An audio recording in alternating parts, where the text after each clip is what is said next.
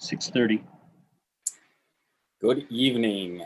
It is 6:30 p.m. and I am calling the Monday, January 25th, 2021 Planning Commission meeting to order. Tonight's Planning Commission meeting will be held virtually via Zoom webinar and conference call due to the state of local emergency for the COVID-19 pandemic. Commission members and staff will participate in this meeting via telephone and video conference. As chair, I will be leading the Planning Commission meeting, and the public is welcome to participate when invited throughout the meeting. Members of the public may attend the meeting by joining in via online Zoom.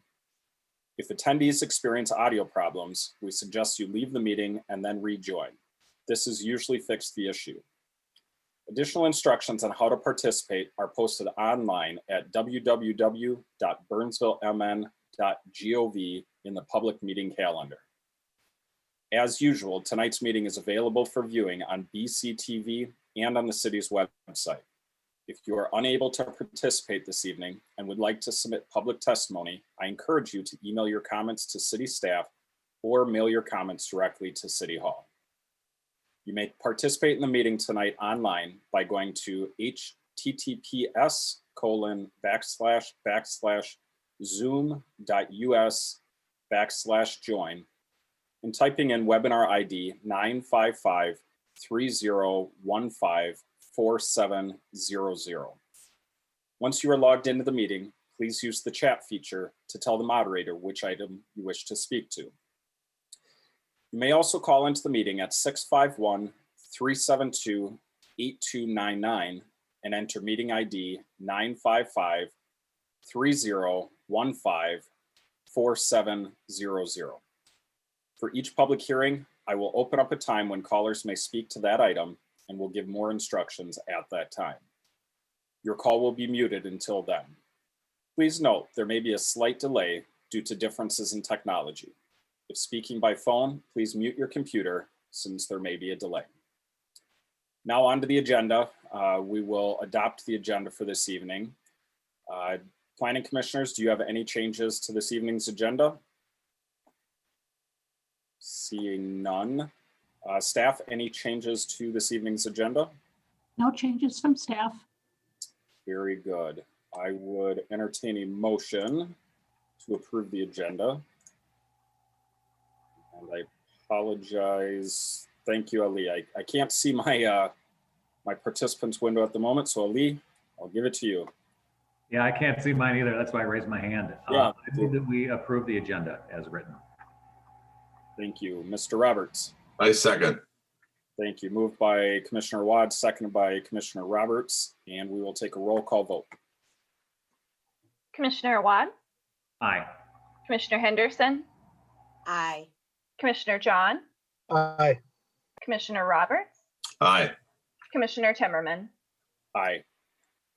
All right, and the motion carries. So we will move on to approving the meeting minutes from our last meeting, which was on January 11th, 2021. And at this point, I would entertain any changes from commissioners. No changes. And any changes from staff? No changes from staff. None from staff. So if I could have a motion to approve. Commissioner Roberts? I move to approve the minutes from January 11th, 2021. Thank you. And Commissioner Wad? I second the motion. Thank you. Moved by Commissioner Roberts, seconded by Commissioner Wad. If we could have a roll call vote, please. Commissioner Wad, Aye. Commissioner Henderson, Aye. Commissioner John, Aye. Commissioner Roberts, Aye. Commissioner Timmerman. Aye. And the motion carries. All right. I have found my panelist list, so we can go back to our traditional methods of moving and approving. We will move on to item number 3, which is a public hearing, application of the City of Burnsville for a conditional use permit to allow grading and filling within the floodplain and shoreland districts of Crystal, North, and South Twin Lakes for stormwater improvements, including expansion of a regional pond. And City Planner Ms. Deb Garros will be presenting this evening and giving an overview of the background report. Ms. Garros. Thank you, commissioners and members of the public. This application is a technical application really for the Planning Commission. The application is related to drainage improvements that affect Crystal Lake, North and South Twin Lakes. And in order to do any grading or excavating or filling associated with the project within the floodplain of those three lakes, a conditional use permit is required. And this is through the requirements of both FEMA, the Federal Emergency Management Agency, and Department of Natural Resources. Commissioners, for your information, as far as details or any specific engineering type related questions, just want you to know that we do have Jen Desrud online. She is our city engineer. Also Daryl Jacobson, he's our natural resources manager. And then Justin Clabo is the consultant from AE2S that prepared the plans. So I'm going to give you an overview, and if you have any technical questions or if technical questions come up during the public hearing, we've got the technical folks that can help to address those. And before I begin, I did want to let the commissioners know that we have received a few inquiries for this application. I believe there have been 4 inquiries, and what we've done is we've sent the information for the Planning Commission packet out to folks that had called, just looking for information, and then also how to participate in the meeting tonight. We did receive one comment from Todd Christofferson, which I forwarded to the planning commissioners today. And he lives on Crystal Lake, and his email was in support of the application. So with that, we'll start. Next slide, please.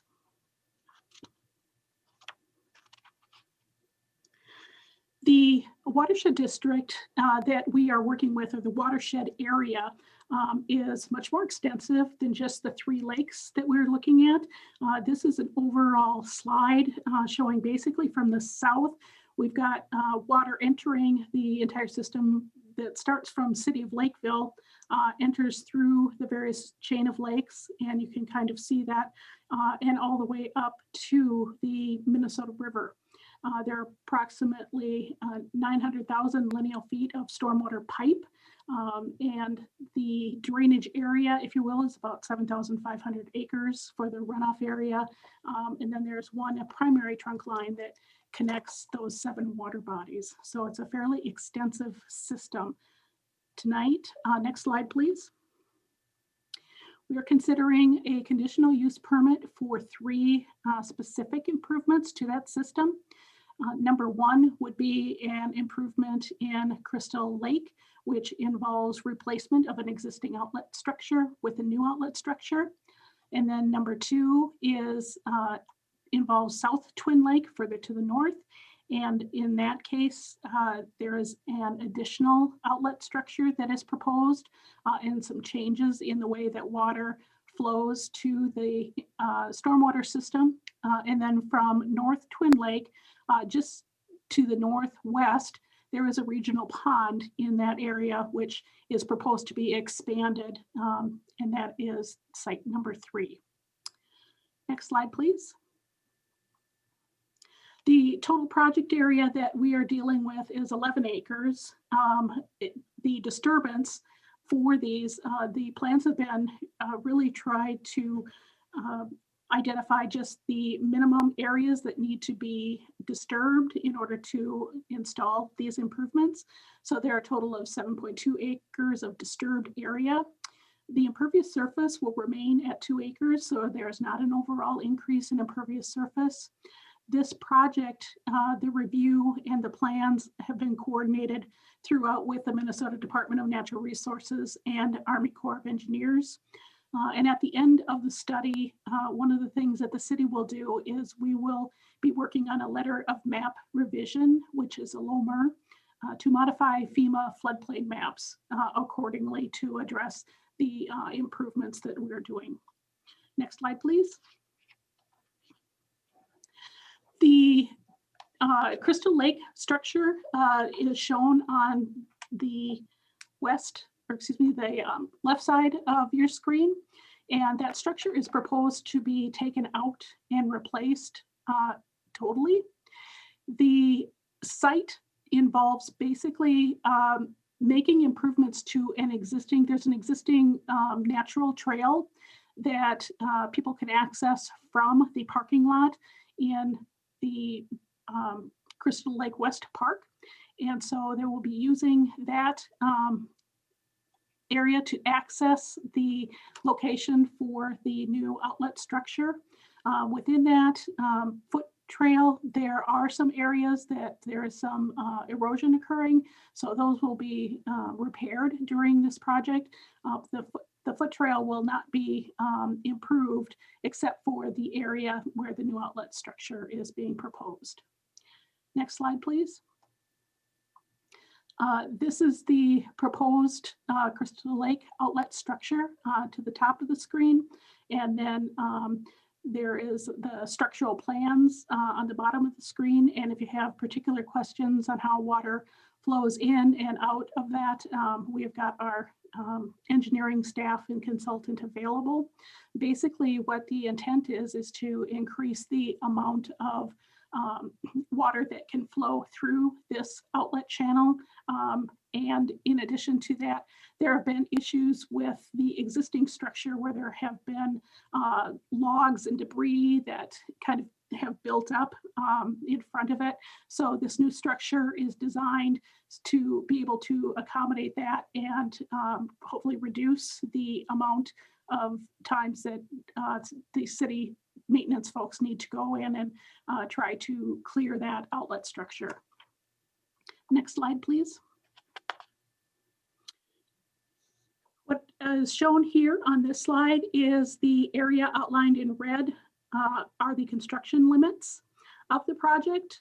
And the proposal again is to take out the old outlet structure and install a new outlet structure. There will be some tree removal that will be done as part of the project, but tree removal, again, similar to impacts to the adjacent properties or adjacent areas, have tried to be minimized as much as possible. All of these projects do include an erosion control plan, including silt fence, floating silt fence, sediment control logs, and then inlet protection as well. The estimate in terms of what this improvement will mean for Crystal Lake is they are anticipating that this new structure will help to reduce the drawdown time of the lake, meaning trying to allow for shorter high water periods. So a shorter time frame that water is high, and then also a shorter time frame that no wake restrictions are in effect on Crystal Lake. And the improvement is anticipated to allow a faster drawdown, approximately 37% faster than the current outlet structure. Next slide. This, just for folks, I think gives a better, picture representation. You can see actually with the aerial photo, the area that is proposed to be impacted. And then in addition to that, there will be some traffic control when there is construction occurring on the site. And again, staff can get into a little bit more detail if there are questions on that. Next slide, please.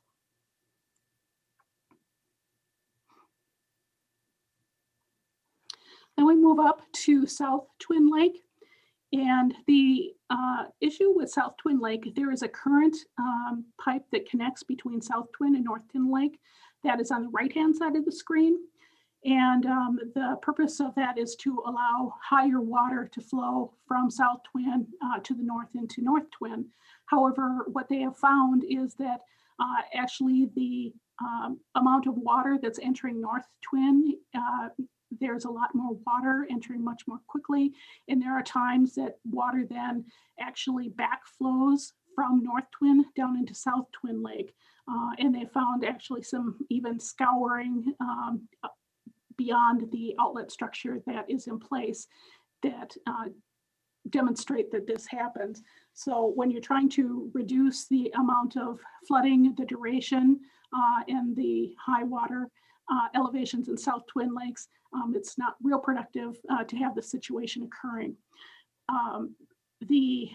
What this involves is there is an existing outlet structure. If you could, next slide, please. This is on the left-hand side, the existing outlet structure. In the case of South Twin Lake, a second outlet structure fairly similar to what we saw for Crystal Lake will be installed, but the structure is not quite as large. Next slide. Again, this is the detail of the structure that our engineering staff can explain further, the workings of this if there are questions to that effect. Next slide. This is the demolition plan, again, showing that there will be some areas that will be disturbed for the project. There will be some trees impacted as well. Near the X that shows a tree removal, that is where the current outlet structure is. And then the proposed new outlet structure will be constructed next to that. And basically what is going to occur here, if we could go back to the previous screen and then another previous and one more. Thank you. What is going to be occurring here is rather than relying only on that one pipe connection that you see on the right-hand side of the screen, on the left-hand side of the screen, there is additional storm water facilities in this area. So the proposal then is to have the second outlet structure empty into the existing storm sewer system in South Cross Avenue. It will go to an existing system line. So there will be much, again, more ability to relieve the high water elevation in South Twin Lake and ultimately North Twin Lake as well. Okay, we have to go down 3 slides. One more, please. Thank you. And this shows the new pipe that will be installed. There will be disruption of the south lane of South Cross and there to do this improvement, because it does involve actually putting new pipe within that south lane. The overall objective of this, they anticipate through this improvement that they'll reduce the duration of flooding of South Twin Lake up to 29% with this improvement. Next slide, please. And again, additional profiles, and what this shows is on the right, you've got the new outlet and the pipe going into South Cross Drive towards the west, and then going into the existing manhole and system at that point. Next slide, please. This application or this improvement will require, as I said, impacts to South Cross Drive, and this is just illustrating where the pavement restoration will be occurring. They'll be replacing curb, putting in some new curb in areas, and then also replacing the bituminous. Next slide. And in the Planning Commission's packet, and again, just to provide kind of an overview for the public, this is an aerial photo, and this is showing where there will be both pedestrian control, and then also the next slide, please. There will also be traffic control devices installed throughout the project in order to get the construction completed and then do the restoration work on South Cross Drive. Next slide. This slide shows North Twin Lake, and then just to the north west is a regional pond. That regional pond was a wetland at one point in time, and in 2013, the city approved a conditional use permit to deepen that and expand and actually create a regional pond. What is proposed in this application is to expand that regional pond. Next slide. What this slide shows, this is a demolition, and really what is occurring primarily up here is the area in red will be regraded so that the pond can be expanded further to the northeast. And next slide, please. There will also be some improvements within the pond itself just to be able to help the way that water flows and the ability to remove sediments and then also control water in this area. Just wanted to show you that there are also areas in this center between North Twin Lake and the regional pond where additional improvements will be made also. With this, the intent is to expand the regional pond to reduce high water levels in the duration of flooding for both Twin Lakes.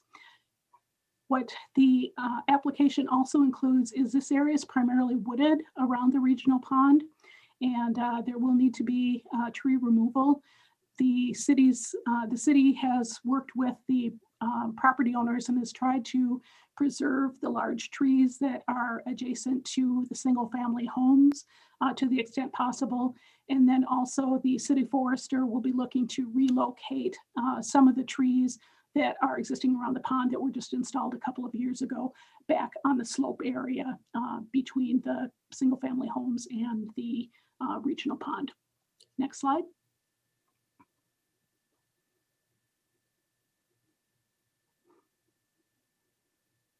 Again, this is just showing a little bit closer. You can see some of the trees in the northeast and the southeast that are involved. The riprap kind of improvements between North Twin Lake and the regional pond. Then also on the north side of the regional pond, there will be additional area and ultimately water will drain to the north as well. Next slide, please. And this just shows some of the extent of the areas that will be impacted. Again, trying to keep them relatively close. On the north, what you see is there's an existing trail that's been used over the years for city maintenance to get equipment back to do improvements and to maintain that stormwater pond. So the limits really are just limited to that area. And next slide, please. And then surrounding the pond. For all of these applications, again, there will be a number of erosion control measures that are put in place and kept in place throughout the construction period to alleviate erosion. Next slide. As far as tree preservation, this site where the regional pond is and the adjacent properties to the north and to the west are part of a planned unit development that involves an apartment building that's under construction now to the north, which is the Rise on Grand. Also, the city approved a townhome development, a 52-unit townhome development directly to the west. That is the second phase of development. And there is the third phase, which is on Grand Avenue. There is one more smaller apartment building that has received concept approval for the planned unit development. When that phase 3 development comes in, the developer at that point is going to need to provide to the city an updated survey, tree survey, and woodland evaluation. And if the entire removals, including what's needed for this project, exceeds 60% for those 3 properties within the PUD, then they will need to provide woodland restoration at that point. Next slide, please. In terms of conditional use permits, really with regard to the Planning Commission, we're rather limited. We provided information on the construction, but again, we're really looking at just the floodplain itself and the improvements that will occur within the floodplain. So within that, some of the evaluation criteria through the floodplain ordinance includes that this is a stormwater improvement project. It will help to provide flood control and water quality improvements to the watershed. The improvements will result in minimal disturbance of natural features and will improve stormwater management, which is a benefit to the public and the adjacent property owners. The project does not involve any type of city utilities in terms of water supply or sanitary systems. During construction, the site will be stabilized immediately, and the proposal is consistent with the National Pollution Discharge permits and requirements, and then appropriate turf establishment will occur throughout the project, again being consistent with the rules and regulations and permits for the city. Next slide, please. The recommendation is for the Planning Commission to recommend to City Council approval of the conditional use permit subject to the 6 conditions identified, and that be that previously approved plan unit developments and conditional use permits remain in full force and effect. All permits from regulating agencies need to be obtained prior to construction. These primarily involve working with the Department of Natural Resources and Corps of Engineers. Following the completion of the project, the city will submit a LOMR to the DNR to update FEMA maps. As constructed plans will remain on file with the city, and that is required for the city in our implementation of FEMA insurance to allow our citizens to get floodplain insurance. Number 5, the updated tree survey and woodland evaluation worksheets will need to be provided at phase 3 of the apartment project. And the last, that the developer will be responsible for woodland preservation and replacement should the value on the entire PUD, including the project area we looked at for North Twin Lake. If that exceeds 60%, then they will need to provide replacement. And with that, I can address questions. Oh, one more thing. I should advise that this project has involved, there were 2 public meetings. One that was held on October 7th, and that was a virtual meeting. And then October 10th, there was an in-person meeting held at Loch Levon Park for people to come in and find out more about the project. There has been a on the city's website, there has been a story map available as the project has been developed. So that information has been out there that way. And the city council did also review the project at their work session in October of this past year. So with that, I can stand for questions. Thank you, Ms. Garros. Commissioners, I'll give you an opportunity here to ask any questions of Ms. Garros or the engineers. This will kind of be a precursor to questions you might have after the public hearing. Is there any comments at this point? Commissioner John. Thank you. Ms. Garros, I just want to clear the air, make sure that everything's on the record, it's public. These upgrades to the system have nothing to do with the building of the new complexes. These were necessary because of erosion, use of the current system. It was time for an upgrade. There isn't one for the other. It would have been done whether this apartment complex came in or not, I guess is what I'm asking, correct? I believe that there are 2 parts related to that that I can give you generally. The studies that had been done in the past for North Twin Lake and South Twin Lake, when the overall stormwater system was being evaluated, they found that there were differences. And when they did the new modeling, which incorporates more updated information than was available at the time, they found that the some of the flood elevations and some of these other issues, like with the North Twin Lake backflowing into South Twin Lake, some of those issues had occurred. So part of it is through the initial study, but part of it is also involved because we do these drainage improvements based on the amount of impervious surface that's occurring to the watershed. So definitely the rise on Grand and the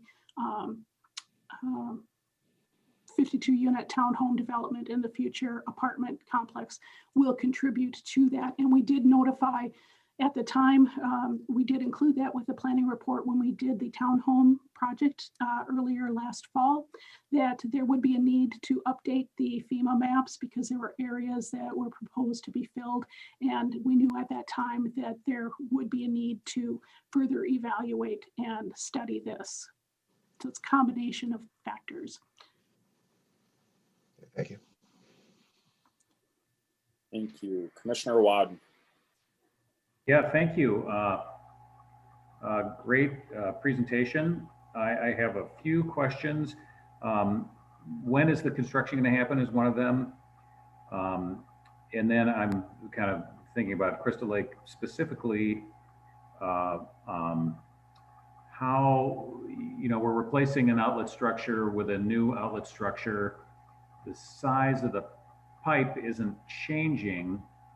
So is it just that the new outlet structure is less likely to get clogged and that's how it enables the lake to drain down to the proper levels faster? I will send your question to our city engineer, Jen Desert. Okay. I got a couple more too, so go ahead. Thanks, Deb. So commissioners, the construction is planned to begin this spring. We will be starting with the South Twin and Regional Pond expansion. We will not be doing the Crystal Lake work until after Labor Day, trying to keep boating and on the recreational aspect not interfering, although I know people boat after Labor Day. We're trying to not be in the middle of the summer with the project. Justin Clabo with A2S, he's on the line as well. He's our consultant. Part of it is that we cannot really replace the pipes that are leading out of the lake. They go in between homes and backyard easements. It'd be very difficult and expensive to replace those pipes. So this outlet structure is designed to let more water out quicker, and Justin can provide a little bit more detail on that. Thank you, Jen. Yeah, the pipe, like you said, is we're not modifying the pipe. So the capacity for that discharge is going to stay the same. The difference is the existing concrete structure has a weir on the front of that pipe, right? So that's what that concrete structure holds the normal water level at. What we're doing is we're lengthening that weir, which allows more water to spill over it, and then to maximize the capacity of that downstream pipe. So that's how we're able to do that. But Deb did point out a very key aspect. The current structure design does allow a lot of debris to build up on it. So even though modeling might say you're going to get X benefit, expectations that when I've been out there literally every time, there's been occurrence of debris. Cities clean it up, very regularly on a weekly basis. So the design is intended to hold off that debris so it doesn't grab and connect to it. And then that way we can maintain the capacity of that discharge, as it's designed for. So that's both for Crystal Lake and as well as South Twin to allow that capacity to be maintained. Thank you. I have a couple follow-up questions. One is, it seems like it's a big concrete structure. You're taking one out, putting the other one in.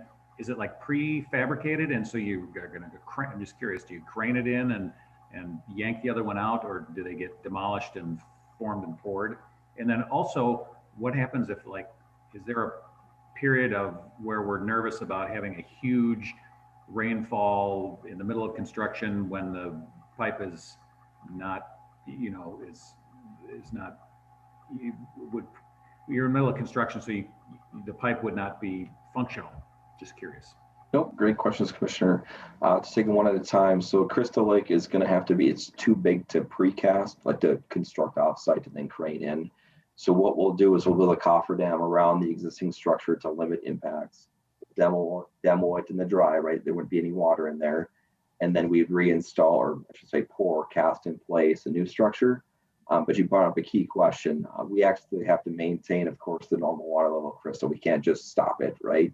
And say, okay, we'll let the water build up. That's not realistic by anybody's means. And so what we have designed in the plan is a temporary connection to mimic the same capacity as the current outlet structure provides.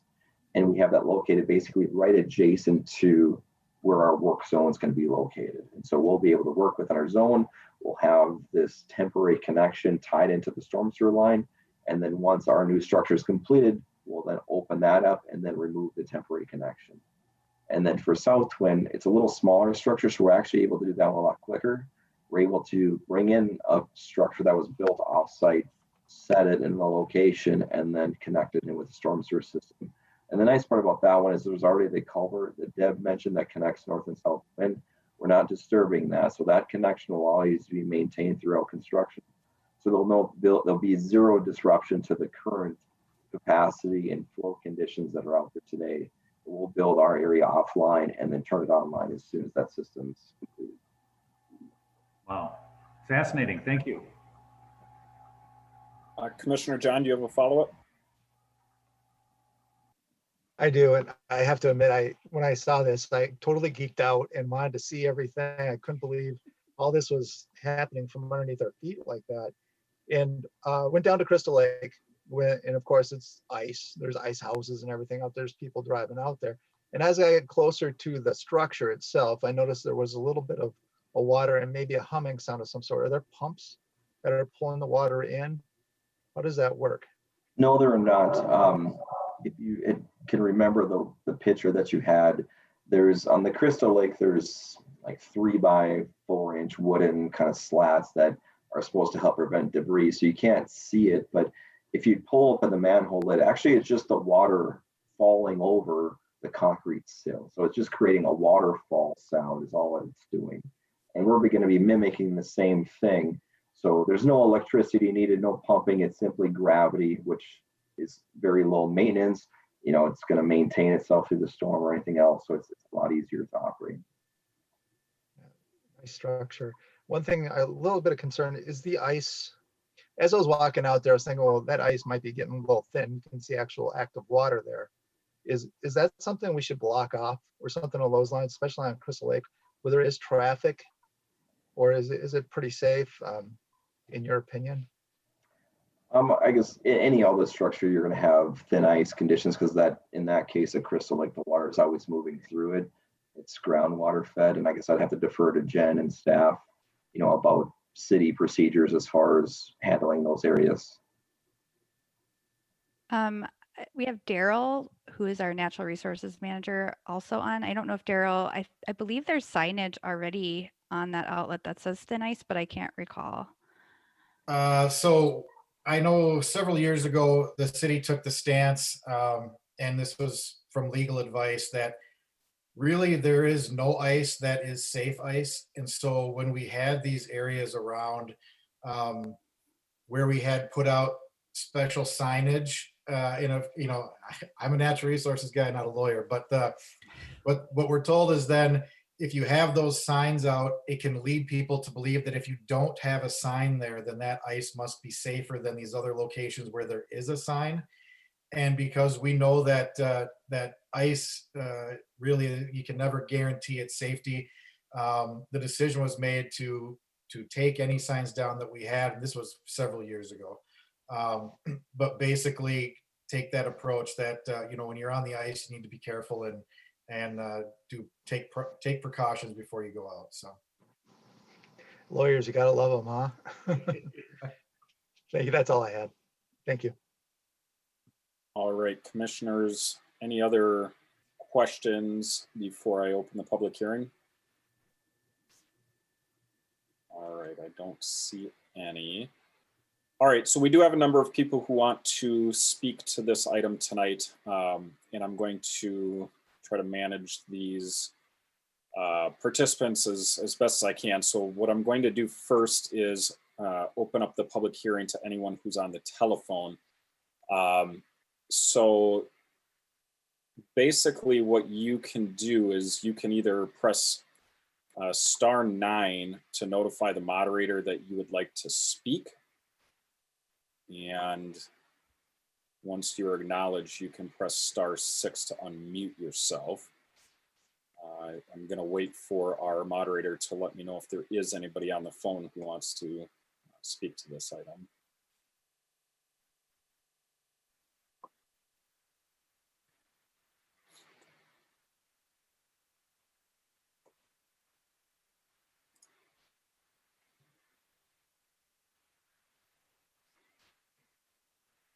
All right. So we do have somebody who has just joined us on the phone. And if you would please state your name and your address for the record, and then address the questions to the commission.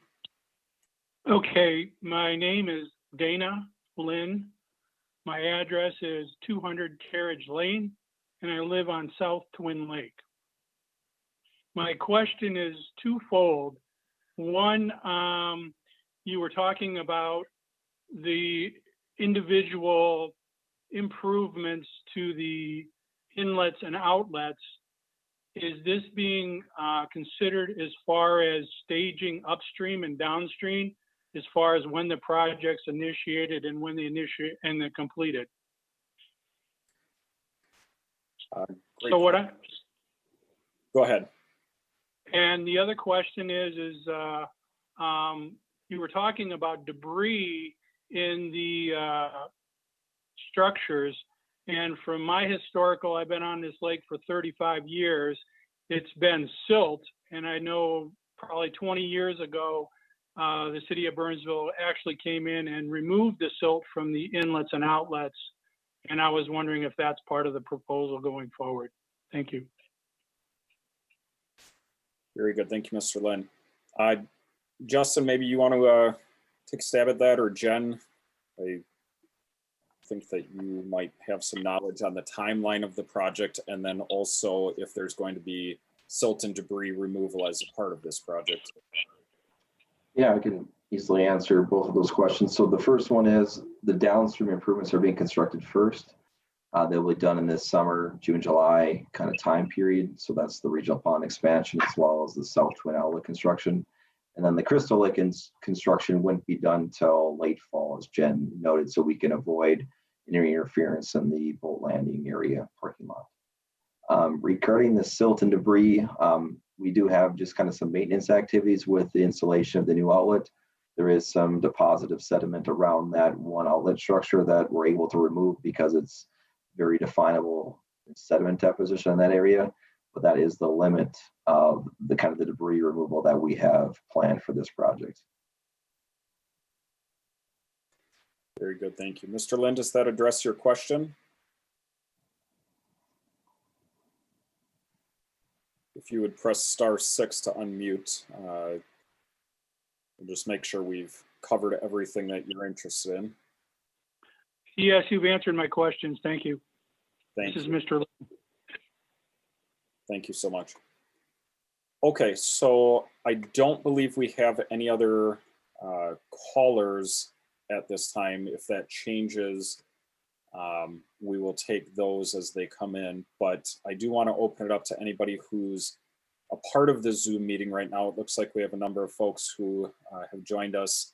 If you're wishing to speak to this item, you can raise your hand to show interest, and we will make sure that the moderator promotes you so you can ask the question.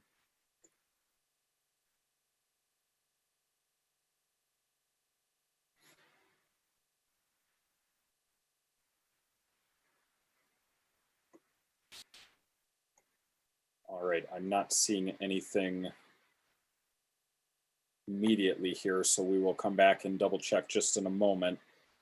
We did have a couple questions come in from a couple folks on the chat feature in Zoom. Typically, we'll ask them to ask those verbally themselves, but knowing that not everyone has access to a microphone, things like that, I will read these. I think we've addressed them, but I just want to make sure that they get in the record here. Give me one moment here. The first question was from Andrew Brown, and it's a bit of a comment and a bit of a question. And Andrew says, it seems to me that the Rise on Grand complex, as well as the new 52-unit condo complex, have destroyed huge areas of trees and ground that previously absorbed water. How can the destruction of all these treed areas help anything? In addition, the road infrastructure on South Cross and Grand appear totally inadequate for the large volume of families you are adding to the area. Now, I think Commissioner John asked a similar question Justin, Jen, do you have any additional comments to this, or have we covered this with Commissioner John's earlier question? I believe Deb covered it with the earlier question. There is a question about roadway infrastructure that was addressed during those public hearings for those individual items. Traffic study was done, et cetera. So I just wanted to note that that traffic study was done, and that has been addressed as well. Real good, thank you. A question from Steve Scheifelbein, and I apologize, Steve, if I mispronounce your last name.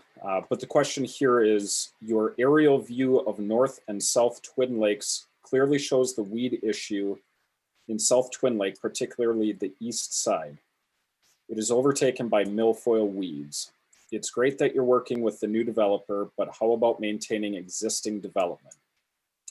Something has to be done in the very near future, or South Twin Lake will be a swamp. What action can us taxpayers expect to see from the city?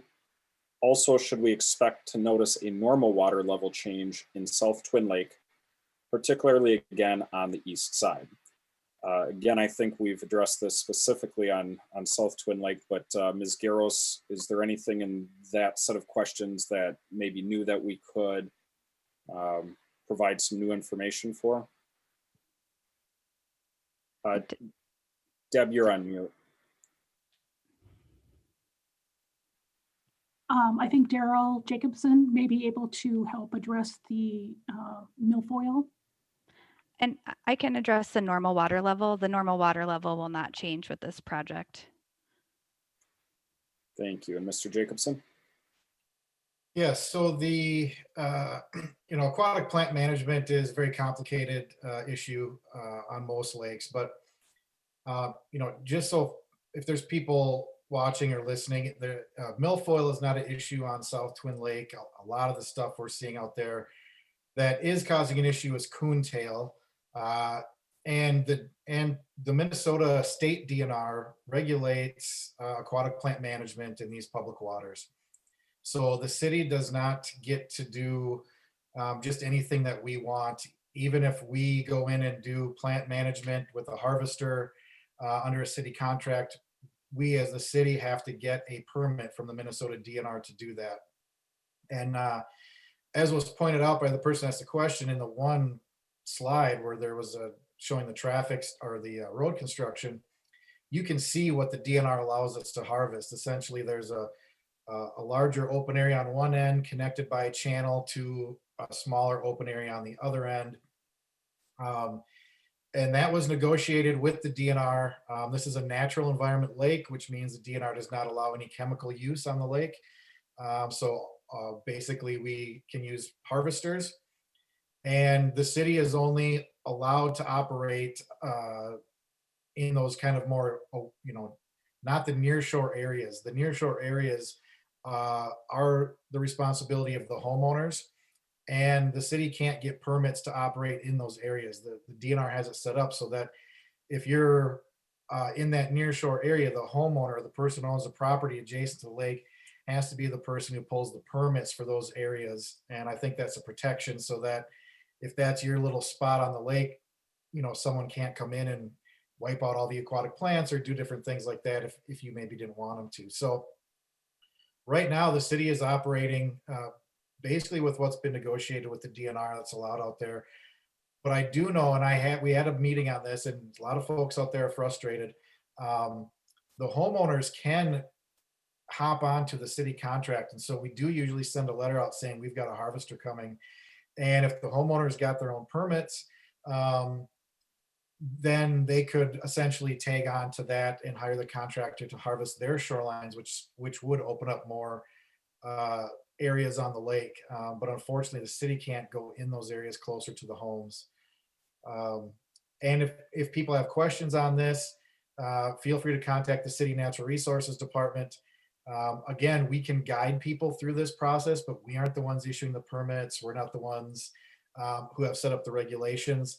So we can kind of point you in the right direction, but for as far as working with your own shoreline, but we're we're happy to be a resource and try and help out and get people information. Sometimes there's misinformation going around, so we're happy to help. Thanks so much for that. That's really good information. So if there's anybody interested in what Mr. Jacobson proposed and hopping on to having some of that weed work done and getting some help through the permitting process, please contact the city and hopefully we can get you some more information.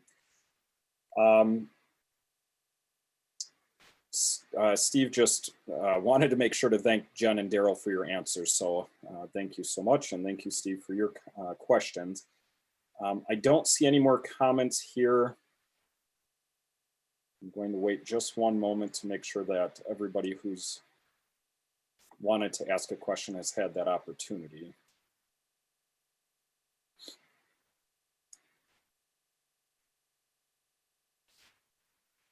All right. Well, thank you so much for your questions, folks. And I am going to close the public hearing now at 7:20, and I will move it back to the commissioners for additional questions or comments before we move to take action on this item.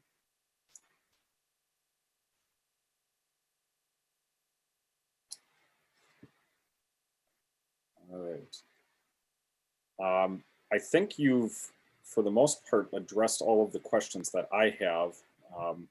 I guess just to clarify, there's no mechanization to this drawdown. It's all natural and gravity that is taking the water from one body into another and ultimately into the Minnesota River. Is that correct? We'll go to Ms. Garrels. I'm going to defer to Justin. Go ahead, Justin. That's correct, for sure. It's all gravity operated storm sewer system.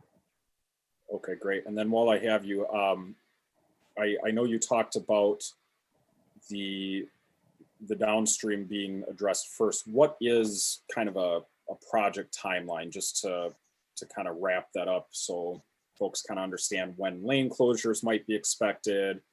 I assume this isn't really a spring melting project, but maybe either a winter or a late summer type of project? Yeah, we would bid the project this spring is the plan right now. And just to get a contractor on board and get all the things in order, I would just say a June start. So if you're talking for South Twin Lake, they start at South Twin Lake in the regional pond.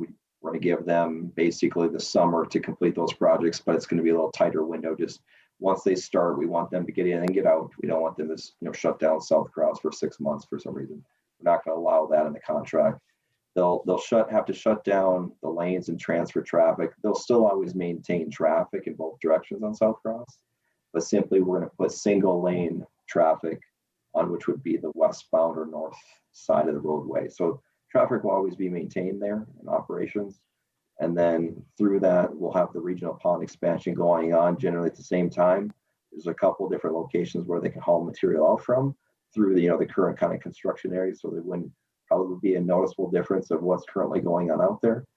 And then that would be wrapped up. Lanes would be opened to back up on South Twin. And then later this fall, or in 21, the fall, you would look at temporary lane shifts and closure, temporary lane closure as we're accessing the Crystal Lake outlet structures. That's not going to be a permanent shutdown. We have access to the parking lot right there. Is the reason for staging and equipment, and then they'll go do their work and then come back and finish that up late fall. Very good, thank you. Commissioner Watt. I didn't have any comments. I was going to offer up a motion if we're ready. I think it's a great project. I don't see any other questions or comments from commissioners, and I will give them an opportunity after it's moved. So Commissioner Watt, go ahead. Okay, thank you. Yeah, and again, great project, great presentation. Thank you, everybody. So I move that we recommend to the City Council approval of the CUP to construct stormwater improvements for Crystal, North, and South Twin Lakes, subject to the 6 conditions that are listed that I won't read. Thank you. Moved by Commissioner Awad. Commissioner Roberts. Yeah, Commissioner Awad kind of stole my thunder.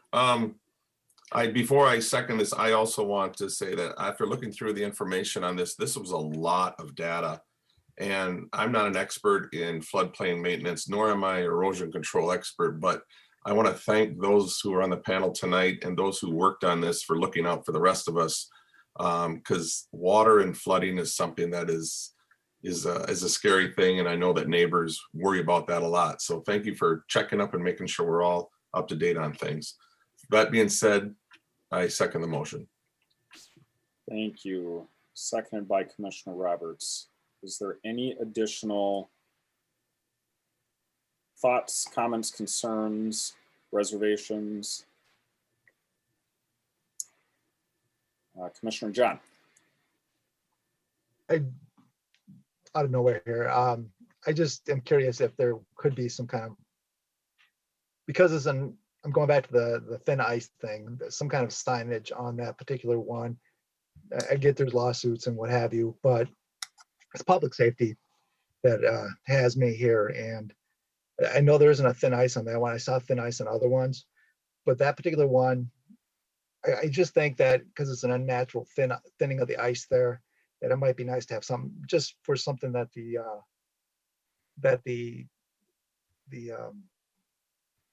city council can talk about. And I know this might not be the best time to put it up. I don't know if it's something that we can interject into the motion or what others feel about that. Commissioner Roberts. I can add to that as a person who's on the ice a ton for certain things. I do know that anybody who, especially in Minnesota, that goes out on ice, basically without signing anything, takes responsibility into their own hands, because we don't have control over how thick the ice is at any given time based on how hot it might be at any given time or how much snowfall is on there, things like that. So knowing that, talking to DNR people, if you put a thin ice sign somewhere and people avoid that, but they fall through somewhere else, then liability wise is, why didn't you put a thin ice sign there as well? You can't tell how the ice is. So being an ice fisherman myself and all of that, there's a responsibility, a great responsibility on the person walking out onto a frozen lake, whether they drive a car or walk or ski or whatever, that they take responsibility into their own hands. And as much as open water signs or thin ice signs sound great, you're not going to be able to do any type of walk around the entire lake putting signs up where it may or may not be thin. We don't know, because how fast ice forms is not up to us. I mean, I know you get outdoors and do whatever, but I just know from my experience, there's no way we can do that without pleasing the masses. There's no way you can please the masses doing that. I don't know if that answers your question, but that was just my take on that. Commissioner John. Yeah, it does answer my question. It's just that yeah. And I get that. I understand that. But if somebody naive like me that wanders out on the ice, and if we could prevent somebody from falling through is completely a different thing, regardless of the legalities of it or anything of those lines, if that's helpful at all. And I don't know, maybe the ice wasn't really thin there, but I know there is running water in that area, or there's open water. And there are thin ice signs on other of the, I can't think what they're called, the structures, if you will. If you want to open up Pandora's box with the city attorneys, feel free. I completely understand what you're saying. I do. Yeah. I just want to put it out there as a thought, but I will remove that from adding that to our recommendation. Commissioner John, I totally agree with your concerns, and maybe let's make sure it gets into our commission meeting minutes, and that the city council has an opportunity to review the concerns that we've shared. Because if there is some way that we can put a sign on that particular structure, like you said, the water temperature is going to be different there. The flowage of the water is going to be different there. And so there will be some unnatural changes to what people might think how the ice is behaving. So would you be comfortable if we just make sure that we notate that in our minutes and that the city council is aware of those concerns? Commissioner John? Yeah, I would. I would really appreciate that, actually. Great, thank you. Commissioner Wad? Yeah, just kind of a clarification. My understanding of the way this water drainage structure, especially at Crystal Lake, works, that's where water leaves the lake to go to the lakes that are downstream. And the only time the water leaves the lake is when it's high enough to be over the top of the lip of the structure. And so in the winter, you know, if the water isn't high, there's no water moving.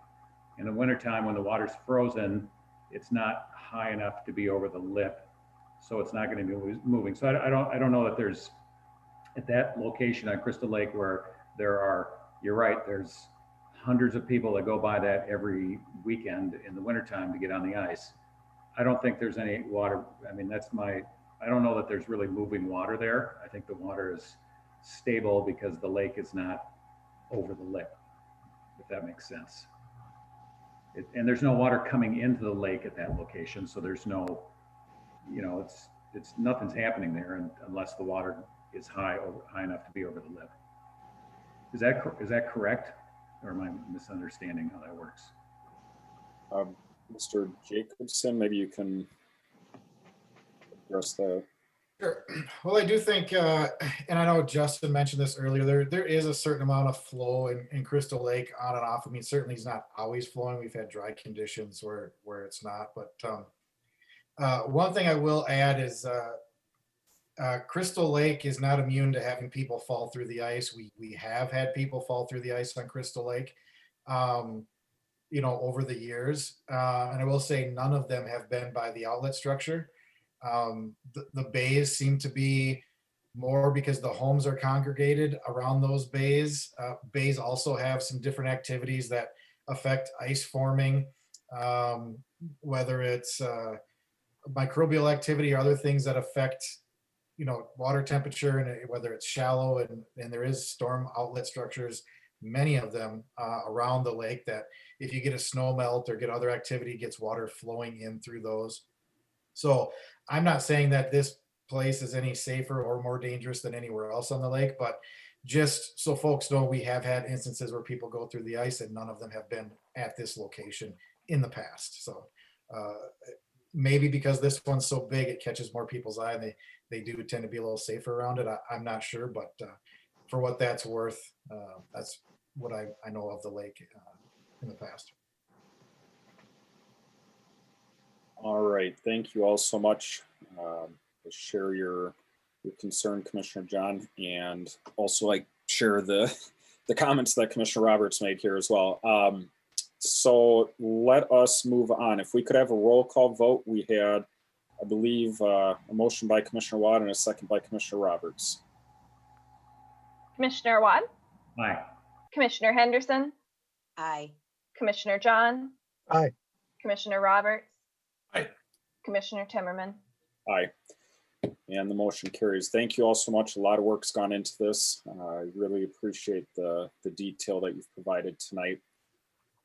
We will move on to the next agenda item, number 4, which is a public hearing as well. It's the application of Crystal Lake Baptist Church for a conditional use permit and preliminary and final plat of a 1-lot subdivision to be known as Resurrection Shores, and conditional use permit for a religious institution use at 14380 Burnhaven Drive, which was formerly the National Camera Exchange Building. And our city planner, Ms. Sarah Madden, will be presenting this item. Ms. Madden. Thank you, Chair. Good evening, Planning Commissioners. So this next item is a land use application for conditional use permit and plat, as Chair Timmerman said. So this is to accommodate an existing church in Burnsville, Crystal Lake Baptist Church, and they are looking to move into a new space, which is the former National Camera Exchange Building, for their religious services and their offices and general space for them. So as part of the move, they'll also be rebranding as Resurrection Church, which you'll see described throughout the background packet that was provided, as well as through the plans in this presentation. Next slide, please. So this site is in the mixed use zoning district. So this property was one of several in the Burnsville Center area where the guided land use was changed from business, office, retail to mixed use as part of the 2040 comprehensive plan update. So staff did complete the rezoning initiative as part of the implementation of the comprehensive plan starting in late 2019. So this subject site is 1.75 acre property developed with that existing building and parking lot originally as a commercial site, but in the mixed use zone currently. So the building was constructed and approved by building permit for National Camera Exchange in about 1992. And it did operate in Burnsville until February 2019. But since that time, the building has been vacant. And while staff has gotten some inquiries about the property, this is the one application here before you for development application, land use for the site.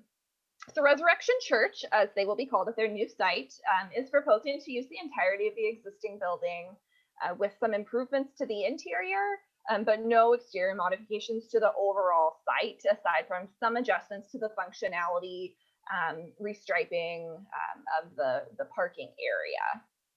Next slide, please. So the main level of the building will be the primary assembly space for the church with a capacity to seat 231 occupants. So there are offices, there are ADA accessible restrooms, there's some meeting space on this floor. The floor plan shows just the layout of this ground level of what used to be the showroom space for National Camera Exchange. So hours of operation for the church are anticipated to be traditional for this type of use on Sunday services, Sunday evening services, pastors and others keeping office hours during the work week, and a midweek service for constituents as well. Next slide, please.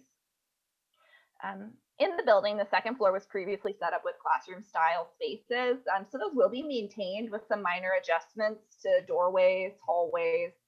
The church is going to utilize the existing open area. It's kind of a multi-purpose room, which would allow the church to grow into the space. So there is elevator service in the building between the two floors, and there will be a kitchen area on the second floor for the purposes of serving food in the case of some type of a gathering associated with the church use. Next slide, please.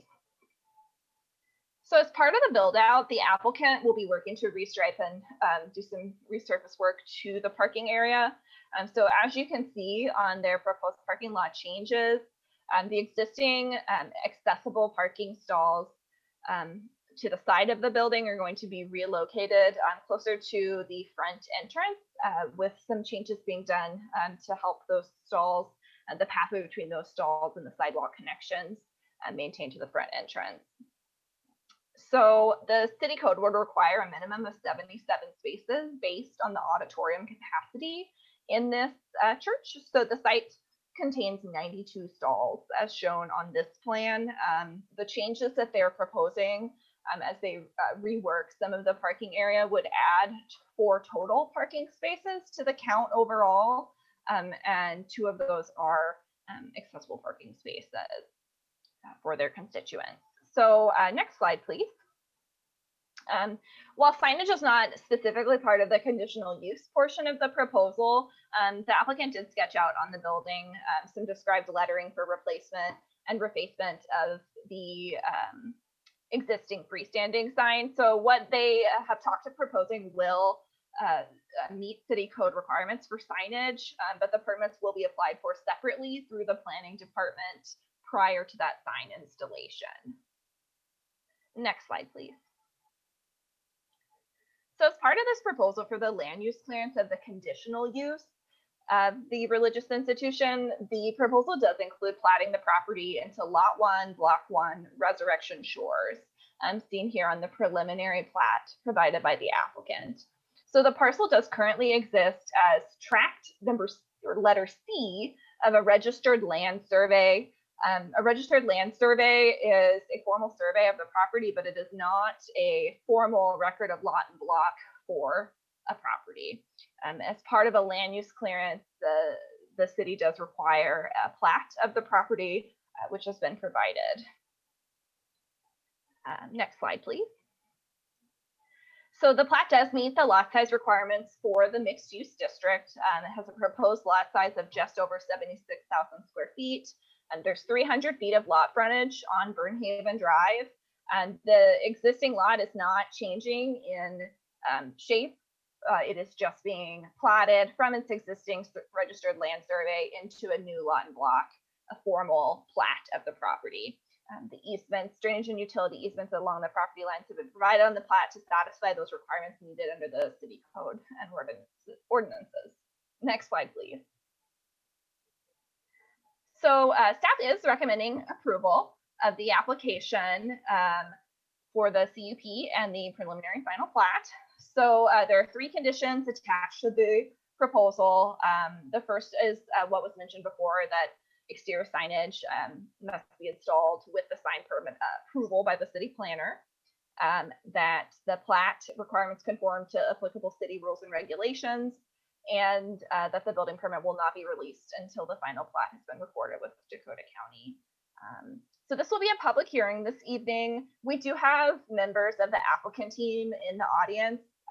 Just for the moderator to note, Aaron Downs, Rocky Branch, and Bruce Riding are 2 of the names if you see them on the list. So they may wish to speak or be available to answer some questions on behalf of the commission. And then I am available as well. Thank you. All right, thank you, Ms. Madden. All right. So, commissioners, any questions or thoughts before I open the public hearing? Commissioner Awad. Yeah, thank you. Excellent presentation. I'm just curious, would this been possible without, with the previous land use designation before we change it to mixed use? Would this have been possible or as probable to happen? That's a great question. Actually, it would have been a conditional use in all zoning districts. So whether it was still in its previous zoning classification prior to the 2040 comprehensive plan implementation, it was B3 general business. But then since about 2019, it's been mixed use. Both would require, and in all of our commercial or office or mixed use zoning districts, religious assembly or really any sort of large group assembly type of use requires a conditional use permit for review of things like parking and other impacts to neighboring properties and safety of the building as well. Thank you. I don't see any more immediate questions from the commissioners, so I'm going to open the public hearing. It is 7:42 p.m. If there's anybody who is on the phone joining our Zoom meeting, you can press *9 to notify the moderator that you wish to speak. And if there's anybody who is on the Zoom meeting, the Zoom meeting video, you can raise your hand digitally to let us know you'd like to address the commission.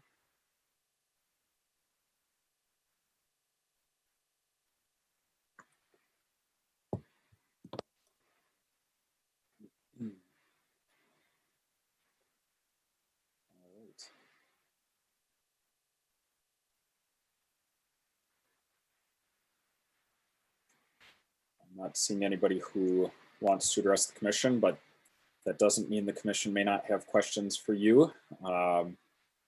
So commissioners, thoughts, questions, comments, concerns? I mean, this is, as far as it goes,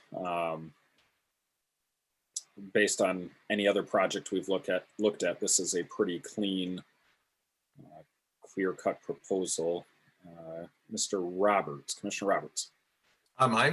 Two things. One, yeah, I'm happy that this vacancy is finally getting filled. It hasn't, nobody's been there in quite a while. And to be honest with you, I think it's a nice ability for the church who was having difficulties where they were at to have a workaround, and hopefully everything works out for them there, because that might turn out to be a nice little location. So it wasn't anything, it was just more of a comment, but congratulations for them to to go forward with this. I think it's a great idea. Commissioner Awad.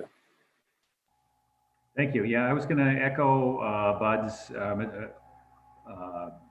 comment that it just seems like a perfect fit and the perfect reuse of a building, you know, and a perfect addition to this new mixed use area, you know, that hopefully will soon have lots of housing, you know, lots of new housing and lots of other new activity around it. So I just think what a really nice project and a nice move. And yeah, I'm personally very supportive. Thank you.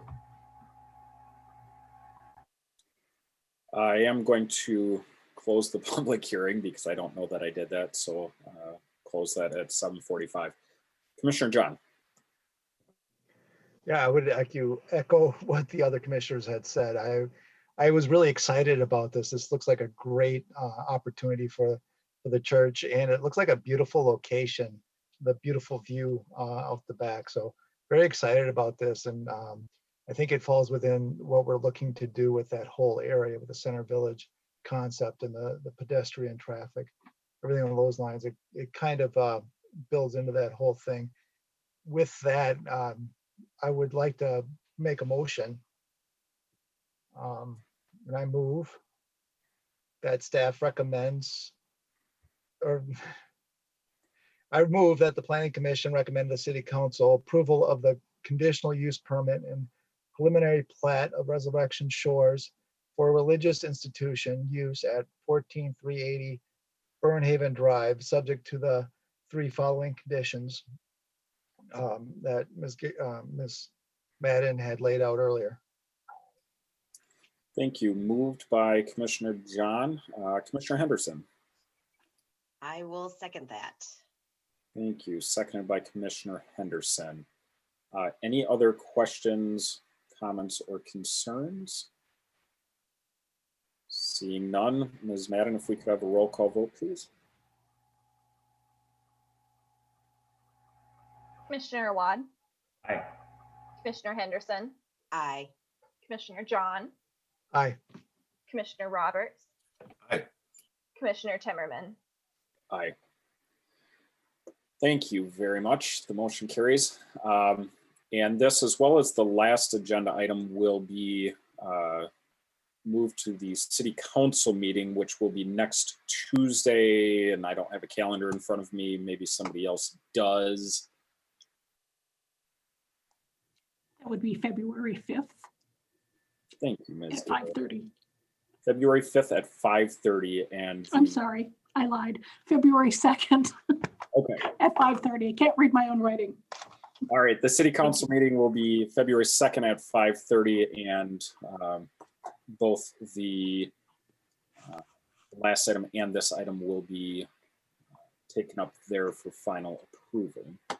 All right, so we will move on to item number 5, which is a public hearing, and it is an application of Cobblestone Properties LLC for a planned unit development amendment for site modifications and a 1,055 square foot addition to the north side, which was formerly TJ Maxx and Home Goods of the Cobblestone Court Shopping Center for a proposed grocery store at 14150 Nicollet Avenue South.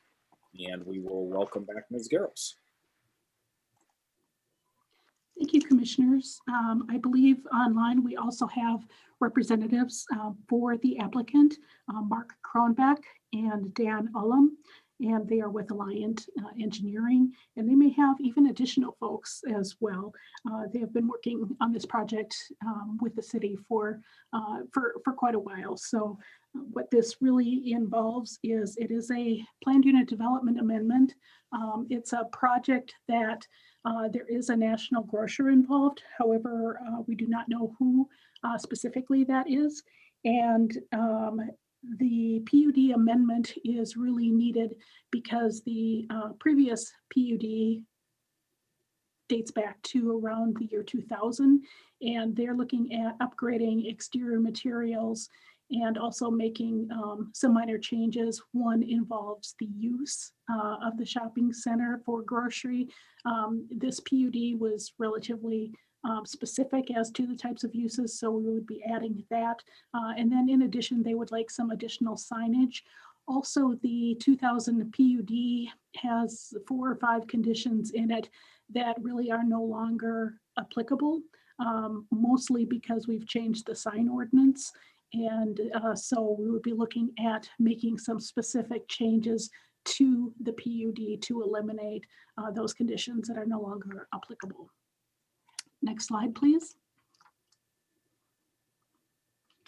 So Cobblestone Court is part of a larger planned unit development. This is just the shopping center parcel, which is about 11 acres.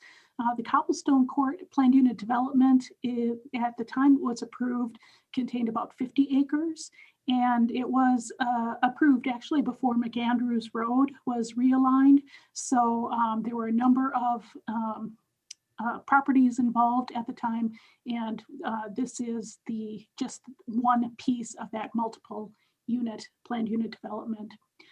All of the properties surrounding are zoned B3 PUD, the same as the subject site, and the property fronts on Nicollet Avenue on the east side, and then on the west side, Grand Avenue, and then Cobblestone Lane is to the north. And to the south is a private street, which is Cobblestone Court. Next slide, please. So what we're looking for the PUD amendment is, number 1, adding grocery store as a permitted use. 2, allowing a second pylon sign on the property. And the size of that pylon sign is proposed to be 28 square feet versus the standard of the ordinance is 25 square feet. To allow one of the wall signs to be located above the roof line, to modify exterior building materials and design for the shopping center. That is one of the elements, the existing shopping center elements that you see out there were approved as part of that 2000 project or PUD. And then also to allow the phased modifications to the exterior of the shopping center, ultimately to have the entire shopping center look like what is proposed for this grocery store tenant. Next slide. The history of the property, just shortly, in 1978, the properties were platted. North of the subject site are several outlots and a drainage and utility easement, and these cover primarily the area of that of Cobblestone Lane. There was a conditional use permit for planned unit development that was approved, again for that 50 acres, and approval to construct basically a 109,000 square foot shopping center. In the 2000 PUD, that did include demolishing the east part of the shopping center and constructing an addition, and that's what we see there today, and then also to update the shopping center exterior materials. Next slide. And this aerial photo just gives you an idea. We've got 2 restaurants to the south in the bank, and then to the north across Cobblestone Lane, there are a number of other buildings that are included within this planned unit development, mostly all retail. Next slide. And this is just for those who haven't been out to the site or may not be familiar, this is the general appearance of the existing shopping center. Old Country Buffet is no longer in the shopping center. So that is one of the conditions that we'll be looking at later to remove. Next slide, please. And this shows the east side of the shopping center, and primarily this area right in front, or the center part of the screen, is the area that's proposed for the exterior remodel and the new grocery tenant space. Next slide. This is the certificate of survey, shows the existing shopping center. On the north side, there's basically just parking and access to an existing loading area. And also then to the south, you've got Cobblestone Court, some planter islands within the parking lot, and just some general landscaping throughout the development. Next slide. what is proposed for the shopping center are shown in the graphics on the bottom part. The front of the shopping center, if you will, would be the dark gray, not the side that Mendel is shown on the lower left, but on the front of that, if you will. So they are proposing to modify that and then also do some changes so that on the east elevation, and that would be facing Nicollet, there are some changes in that elevation as well. They're looking to use about 39,000, almost 40,000 square feet of the space as the new National Grocer. And then there will also be a tenant space just to the west of the grocery store that will be a new tenant space for someone to use. And they're looking at building facade improvements, but being phased with similar design and materials as proposed here for the rest of the shopping center as their tenant mix changes over time. Next slide. In terms of the development summary chart, just quickly, we're looking at a little over 11 acres for the site. Impervious surface is going to remain about the same. Green space overall is going to remain about the same. It's at 10%. The amount required today is 25%, but at the time that this PUD was approved, the 10% was allowed. They are proposing to increase green space within the parking lot from 3%, which is a standard, to 3.2%. Also, there will be an increase in their building perimeter landscaping from 32% to 33%. And for the parking, this is something that is kind of interesting. Their initial parking approved in 2000 was over 600 stalls and also an additional 58 stalls of proof of parking area. So what is existing out there today is actually 594 stalls. The ordinance has been changed multiple times, basically to try and reduce these large areas of impervious surface and large parking lots that aren't fully utilized year-round. So the new parking standard is 441 to 490 stalls. They're proposing to have 561 stalls, which does exceed the new maximum. However, considering that this is only a partial remodel and they are significantly reducing the parking and bringing it much closer, staff is supportive of the proposed parking. Next slide. This is the site plan, and I've broken this down just to show you some different parts of the site. There's a lot here, but what I wanted the Planning Commission to note is on the north side of the tenant space, the grocery is on the very east end, and that's the 9,000 square foot grocery store.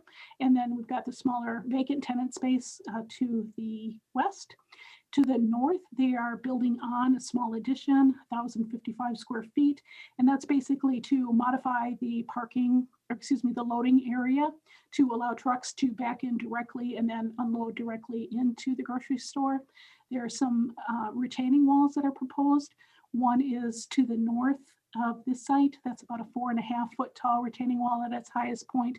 And then there's also a retaining wall on the southeast along the new sidewalk that is proposed.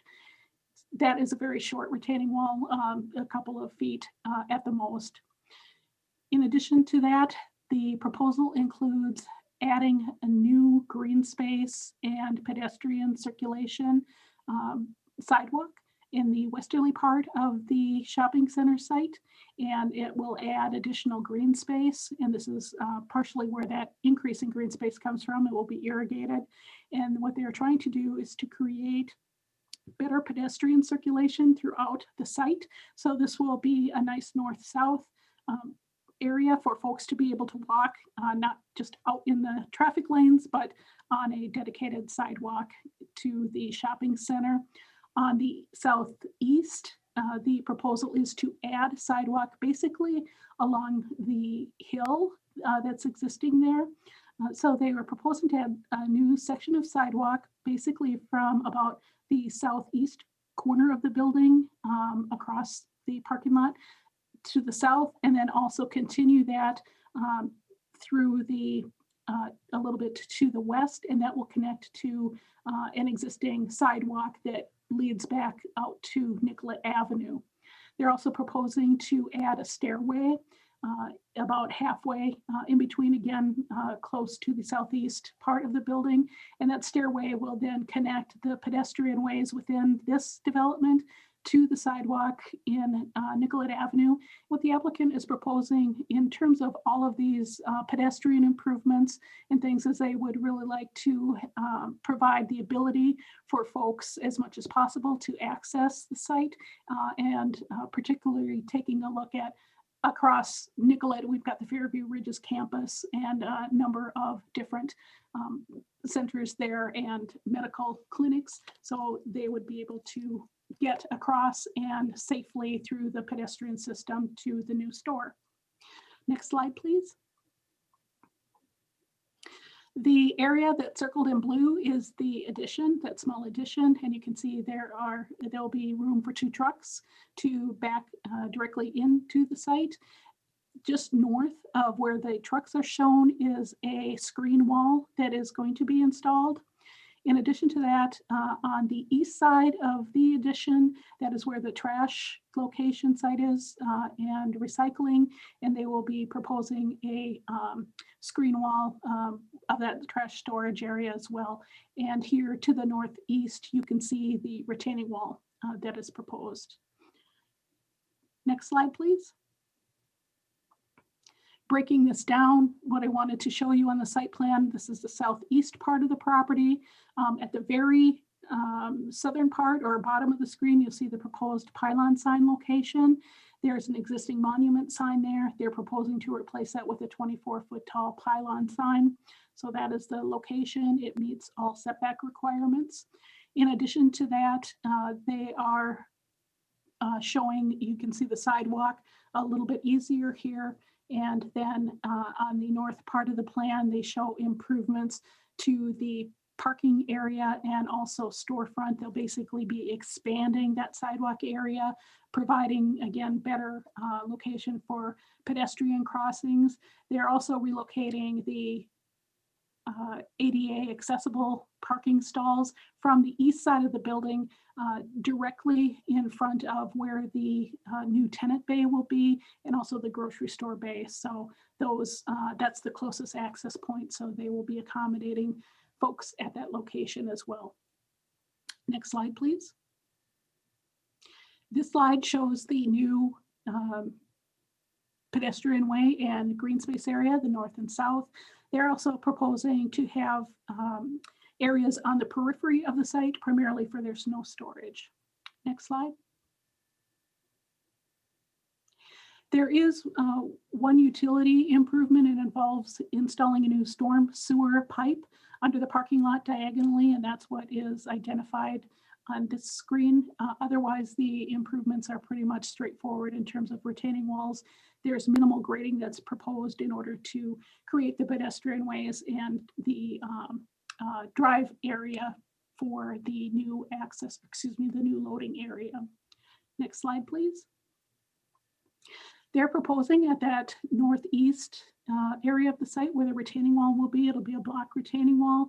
They're proposing a decorative fence on top of that, kind of for pedestrian safety, and the graphics illustrate what is proposed in that location. Next slide. This shows the little bit larger version for the storefront grading. And on the right-hand side, you can see that's where the new staircase is going to be installed. And then they are making some slight improvements to the drive-through area as you're entering the east part of the site. The main entrance to the shopping center, or to the grocery store, is that box area a little bit to the southeast, if you will. That's the main entrance. And then in front, they are again expanding that walkway. And then also the pedestrian ways within the parking lot are going to be comprised of concrete. So they'll be different than the blacktop bituminous. And in this location, that's the primary one. And then there is one also connecting to the shopping center across from the new planter on the west side of the site. Next slide. This is the landscape plan that is proposed. They will be adding landscaping to some of the existing parking islands along the south that have lost landscaping over the years, but they are basically providing trees and shrubs and perennials within all of those parking islands. And again, the area to the west with that new sidewalk also has additional landscaping. And they are also providing landscaping along the east part of the site and some trees also along the north part of the site. Their plan does meet the ordinance. They have 16 new deciduous trees, 124 shrubs, and then 188 perennials and ornamental grasses. So I think that that will be a very nice improvement to the site and really help to update the site in addition to what's proposed for the exterior of the building. Next slide. In terms of the exterior materials, basically what is being proposed are a couple of items. The areas that are brick will match the existing brick on the shopping center.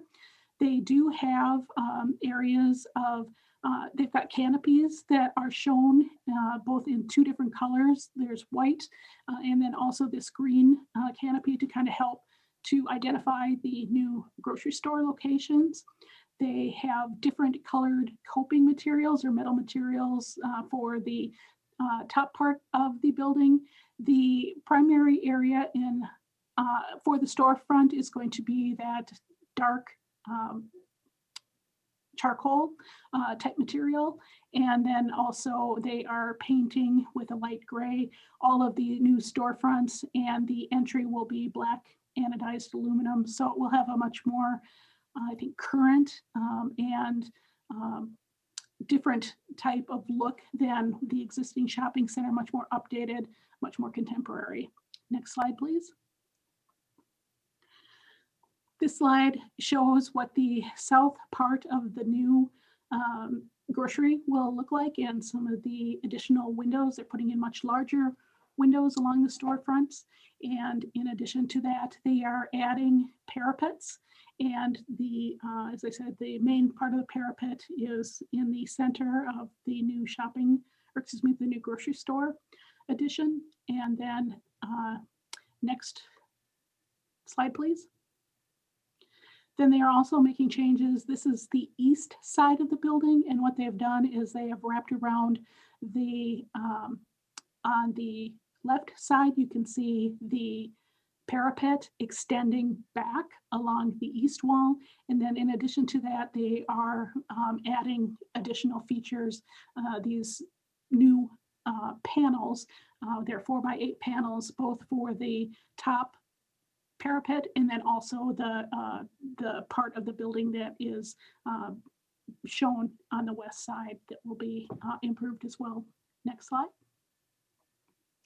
The back of the building, what is really identified here is that in the center part of the north elevation, you'll see that is the block wall that will be installed for screening the truck loading area. And then in addition to that, on the bottom of the screen, you can see the proposed, what that will look like. Next slide, please. There are signs that are proposed throughout the development, all of the signage together, because the sign ordinance has changed and it's much more flexible than it used to be. Their signage does comply with the ordinance, with the sign standards, with the exception of the freestanding sign, excuse me, the pylon sign, which I'll discuss. But there'll be 4 new cart corrals. Those are indicated by the yellow yellow circle, and there will be just some signage on that for the cart returns. And then there will also be wall signs and then a second pylon sign. There's an existing pylon sign that's shown on the left side of the screen, and the proposed pylon will look exactly like the existing pylon. Next slide, please. There are also wall signs that are proposed, and the 95 square foot sign, just wanted to draw attention to for the Planning Commission. The sign ordinance has a stipulation that signage is not allowed above the roof line. The roof line is approximately that area, if you can see, just about midpoint in between with the brick. That's actually where the roof line is. The parapet will be built, and this particular sign is shown above the roof line. Staff is agreeable and recommending approval of that sign as part of the project, but that is a deviation that we'll be discussing shortly. Next slide. And then this would be on the west side of the shopping center. They're showing additional signage. One for the Mendel then represents the grocery store. And with the sign ordinance revisions, there can be multiple signs in a multiple occupant building. And the only thing they will need to provide is a sign plan for them, but there's no longer a requirement that you have to specifically have your tenant signage right at the same space that your tenant is located. Next slide, please. This sign shows what the pylon sign will look like. This is the existing sign, and they're basically adding this Mendel signage to that. So this is the existing sign on the southwest part of the property. Next slide. And this is the proposed change. And what is being changed is Cobblestone Court on the left-hand side is a monument sign limited to 6 feet, and that was per the 2000 PUD. They're requesting a modification of that PUD to be able to install the pylon sign pictured on the right. And then there's also a slight difference in the ordinance with the area of that sign, where the actual signage is 25 square feet. They're at 28 square feet, so staff is supportive of that deviation. Next slide. And this gives you the dimensions of the sign. It's a 24-foot tall sign. Again, will be constructed exactly like the existing signage. And on the landscape plan, it did show there is landscaping that's proposed at the base of this sign. So it will have a very nice appearance to it. Next slide. In terms of PUD benefits for the project as proposed, again, they are increasing building perimeter green space from 32 to 33%. They're increasing the green space within the parking lot from 3% to 3.2%. They will be adding irrigation to the parking lot island, and they are also installing larger trees. Half of the deciduous trees that they're proposing are 3-inch caliper, which is larger than the 2.5-inch caliper standard. And all of the pedestrian sidewalk connections, we would consider those also to be benefits to the PUD. Next screen. In terms of the deviations, they would be number one, to allow facade improvements for the entire shopping center to be phased over time, but they would be proposing to utilize the similar design and exterior materials that are proposed on the grocery store part of the building with these future phases. The second deviation is to allow more parking stalls than the maximum number of stalls, and I had discussed that. They have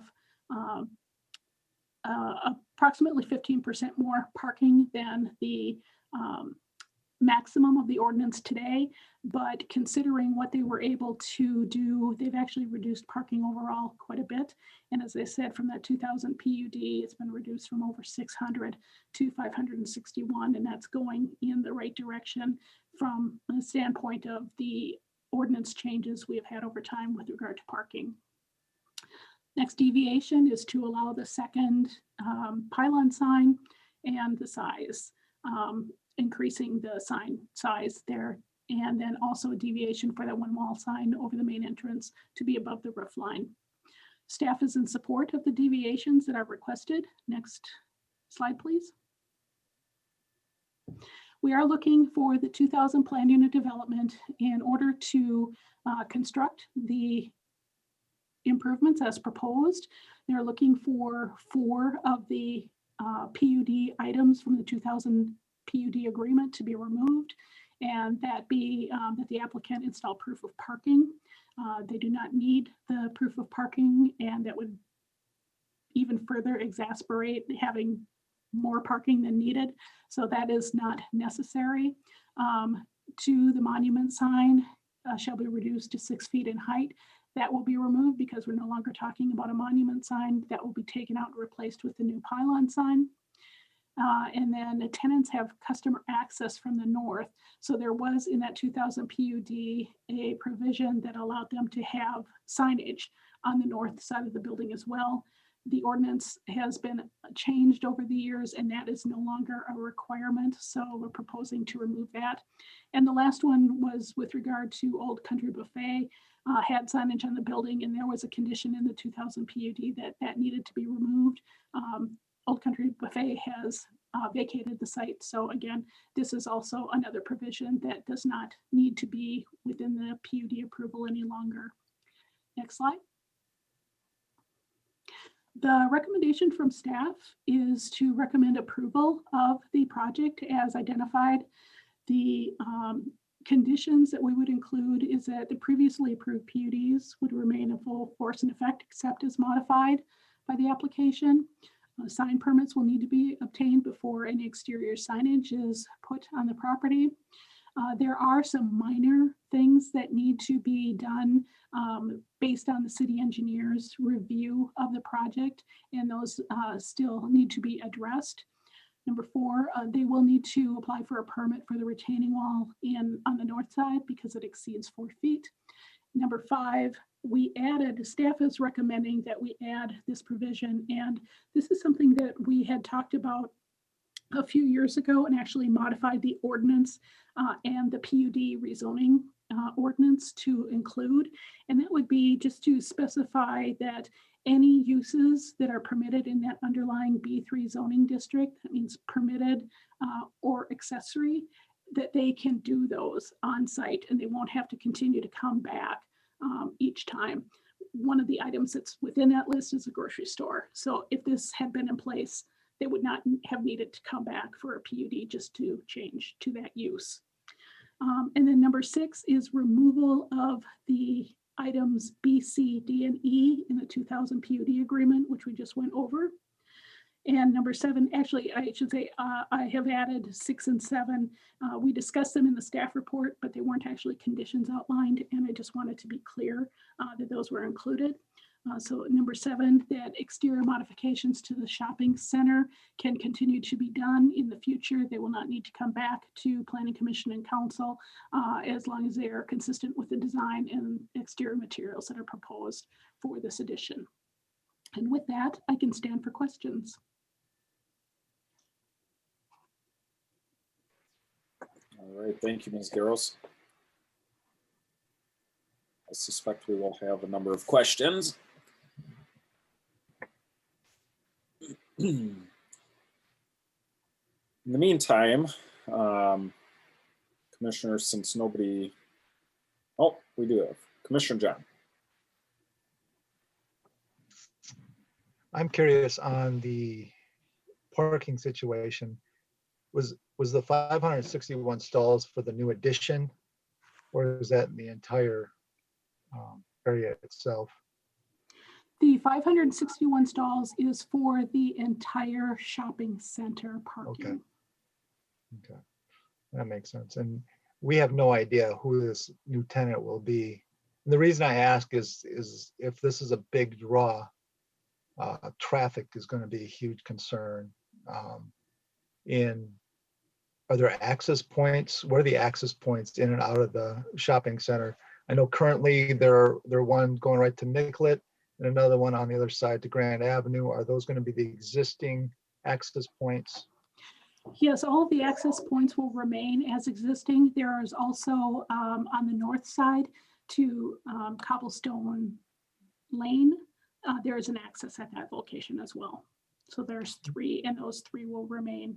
And the one on Cobblestone Lane is the one where the semi trucks would be coming in, I'm assuming on a daily basis for a grocery store. Yes, those would be the loading, and those are currently where the trucks come in for loading for the shopping center at various locations. But in addition, yes, there will be specifically, and they're modifying that drive lane on the north side of the building to be able to accommodate the turning movements and the backing movements to be able to access that new addition for the loading and unloading of groceries in the main tenant bay. Okay, thank you. Commissioner Roberts. Hey, Deb, nice presentation. I guess I'm hopefully not doing anything, letting cat out of the bag here, but in regards to us not knowing who's coming in, why would they then put signage up for Mendel? I will leave that to the applicant to address for the commission. Okay, because Mendel is something that's up and coming, and they've already, out in the Midwest and in the West and that, and what they're doing through Amazon. I'm just curious if that's actually what's coming, or are we not supposed to know? Mr. Roberts. The applicant is not going to comment on that at this time. Okay. I don't know who just commented, but we do not have a public hearing right now, so please refrain from commenting until we've opened that. Commissioner Roberts, were you done with your comments? Yeah, that I'll wait.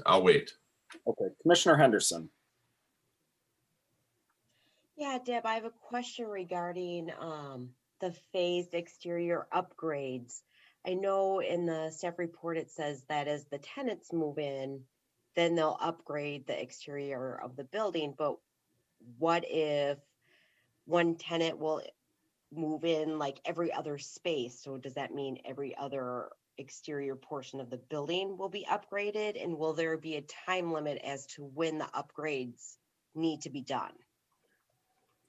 Commissioners, the applicant had indicated that they are looking for this first phase only for improvements, but they do intend, the owner of the shopping center does intend to make similar improvements, but not at this particular time. If Planning Commission would like to see a time frame added, you can do so as a condition of the PUD. Yeah, because I'm just worried, let's say, for example, a year goes by and nobody has moved in.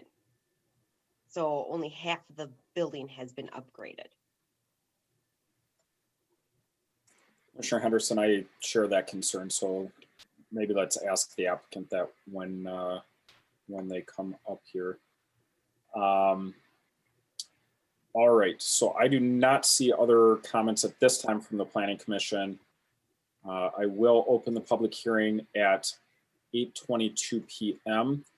If there is anybody on the telephone who would like to speak, you may indicate to the moderator by pressing *9 that you'd like to speak, and unmute yourself by pressing *6.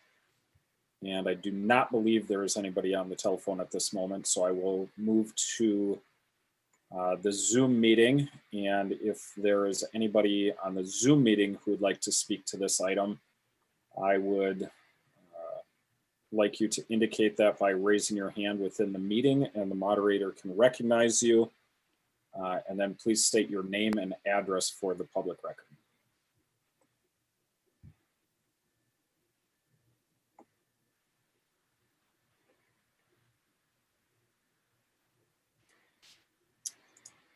All right, I do not see anybody who's voluntarily wanting to speak to the commission this evening. And so I am going to ask the applicants to come and speak to the commission and address some of the questions that commissioners had. I understand that Mr. Ullum and I believe Mr. Kronbeck are here from Alliant Engineering. And I see Mr. Ullum at the top of my screen, so you can direct me if our questions should go to Mr. Kronbeck instead. But would you please share with us your overview of the project here? Just make sure that we've gotten everything that we need from staff. discuss your commentary on the recommendations, and then also, if you would, address Commissioner Henderson's question regarding timing of changing the facade of the remainder of the structure. Certainly. Well, I'll start with Commissioner Henderson's comment on the phasing of the kind of the facade And I'm renovation. sorry, will you just please state your name and address for the record, and then we'll jump right in. You want my home address or the built site address? I'm Dan Ullum with Schaefer Richardson, the owner of the shopping center. Where, I guess your business address, mailing address, where you. Business address is 900 3rd Avenue, 900 South 3rd Street, Minneapolis, Minnesota. Real good. Go ahead. Thank you. And to address Commissioner Henderson's comments regarding this, the facade renovations, the reason that we're asking for the flexibility to phase it over time is the fact that with this new tenant that we're hoping to bring into the shopping center, will spur kind of a redevelopment of the shopping center, which will draw some more national and regional trade tenants, which will have some specific trade dress similar to their branding. So we're hoping that we can kind of, incorporate their branding into the overall facade of the shopping center as they kind of backfill the shopping center.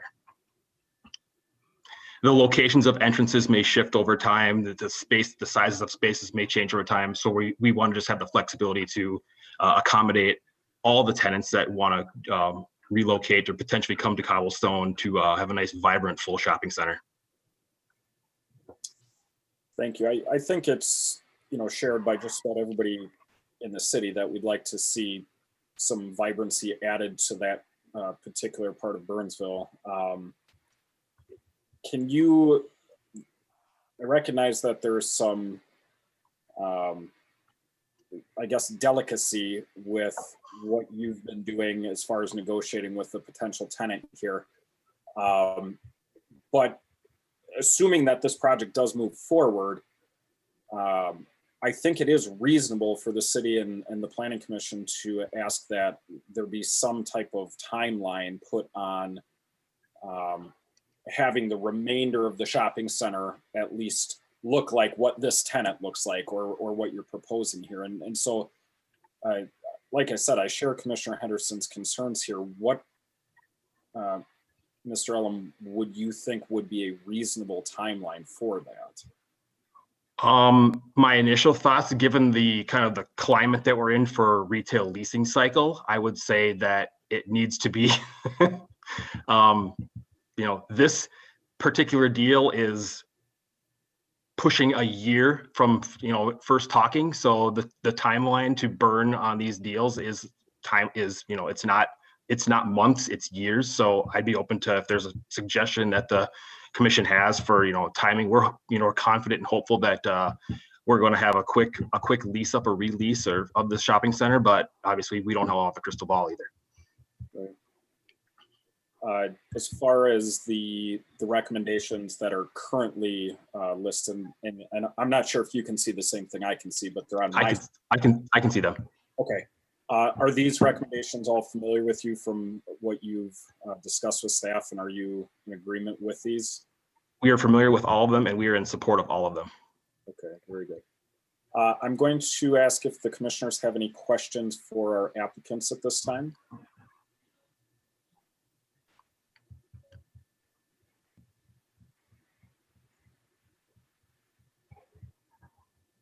Commissioner Henderson, thank you. So going back to the whole exterior facade, so if it takes years for a tenant to come into place, so does that mean that half the building for a couple of years is going to be looking outdated versus the other side with the new grocery store looking updated and looking all nice? I guess the answer that I would have is potentially, but we're pretty confident that it will not be years.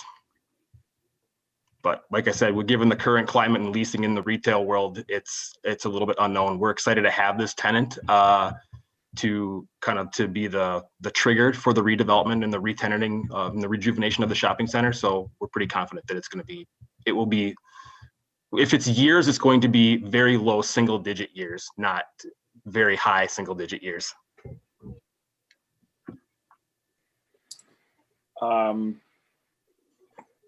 Commissioners, any other questions for Mr. Ullum?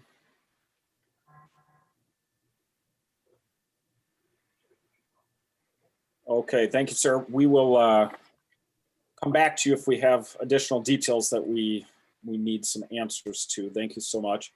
Is there anybody else who would like to address the commission during the public hearing here?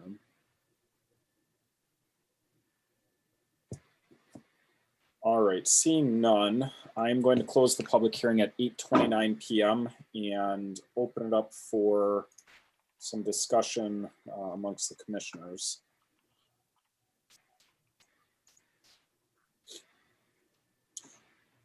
Commissioner Roberts. I like the excitement that Mr. Ullum is bringing to the table here. That place needs a little springboard of excitement, to be honest with you, especially with where it's located. That entire building could use a remake or a remodel. And be honest with you, I think where it's located, depending on who is coming in, it may be just that much of a magnet where we may not see a delay in who wants to be next to who type thing, because it's first come, first serve type thing. And if they're drawing in that many people as customers, I think he's right. We might not have a crystal ball, but depending on what happens, it could be an exciting place for other businesses to jump in right away. So I'm not that concerned about that as much as others may be, but I'm excited to find out what happens. So that's more of a comment than anything else, but I like the way that we're going on this. Thank you, Commissioner Roberts. Commissioner Anderson. I just wanted to say, thanks to Deb for the presentation, and that I really like this idea with that TJ Maxx moving. Old Country Buffet no longer going to be there. I think the idea of redeveloping the area, especially bringing in possible new grocery store. I don't live too far from that area, so I'm very familiar with it myself. So I'm excited to see what this can do. Thank you, Commissioner Anderson. Commissioner Awad. Yeah, I just have a comment of support as well. It looks like a really nice revitalization project. Really I like the gestures towards improving pedestrian access, the stairs down to the walkway, and the improvements in the parking lot. I think it'll be a nice project. So thank you. Thank you, Commissioner Wad. Ms. Garros, I have a question about pedestrian traffic and safety. If there's a lot of excitement for this particular grocery store, and I think there will be, based on the secrecy behind the presentation we've had tonight. Nicollet Avenue is pretty dangerous right there, and I would not cross it on foot. Going from the Fairview and Park Nicollet area across to the Cobblestone area. When you're traveling southbound on Nicollet, it's downhill. Cars are traveling much faster than the posted speed limit to get through the County Road 42 interchange before the no right turn on red arrow and the long left red arrow. The turn into the complex closest to Arby's is, I guess, to say the least, confusing and dangerous.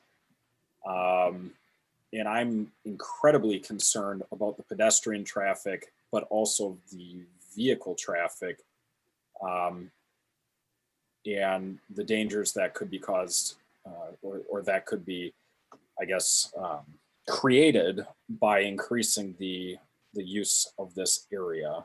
Has the city talked to the developer, the property owner, the possible tenant, or has the city made any commitments at this point to look at that area in a traffic study? I know that we've looked at it many, many times for various other projects, but if the goal here is to pull pedestrians, I am very concerned about the pedestrian traffic crossing Nicollet Avenue here.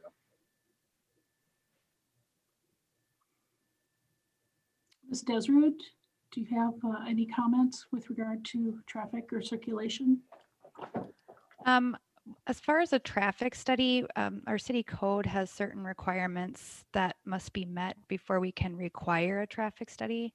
And in here, going from retail to retail, even though it's a different retail use, it did not trigger the need for a traffic study for this change of retail use. Looking at an aerial photo, there is marked crosswalks and a signalized crossing at Cobblestone and Fairview crossing Nicollet. So there is a marked pedestrian way if people were to cross Nicollet. It's not something where pedestrians don't have a place to go. There is a pedestrian route to cross Nicollet. As far as the interior of the site, this is kind of reminiscent of any other shopping center with drive aisles kind of facing the direction of to get to and from the site. So I guess I don't have those, I don't share those concerns. But I understand where you're coming from. I just am looking at the site and I don't see this as too dangerous of a location. Okay, I appreciate that, Ms. Desrud.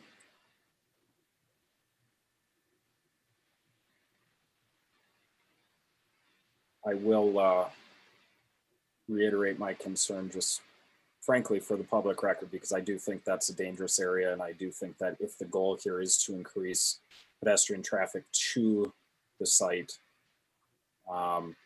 we should be cautious as a city and pragmatic about how we do that, and maybe be a partner in this to make sure that we have safer crossings across Nicollet at Cobblestone. I will move to Commissioner John. I agree with you, Chair Chairman, on the not as much with pedestrians. Of course, pedestrians are always concerned.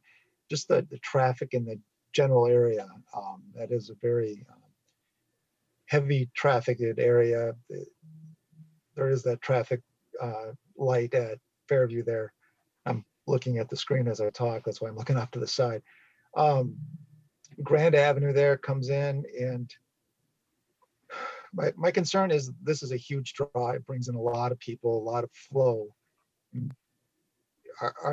Is the city, if it becomes overwhelming, is the city going to be able to do anything to ensure that traffic does flow? I mean, is there a trigger at some point that could happen? So would you like me to answer that question? Yes, please. Okay. So we are monitoring traffic and transportation issues all the time. And if we are starting to see higher crash rates or anything like that, then we do look to see what's the cause of those. I know that Grand Avenue is not signalized, but that the Fairview intersection is signalized. So I think a fair amount of people will choose to take a signalized access point unless you're taking a right. So I see your point. I think that proactively we have to really wait and see what the implications are of this development, being that the city code is pretty clear about when we can require a traffic study and not require a traffic study. And in this case, we can't. But we are, when we start to see an increase in crashes or safety, we do take that seriously. And then we look to see what improvements, infrastructure improvements can be made. Thank you.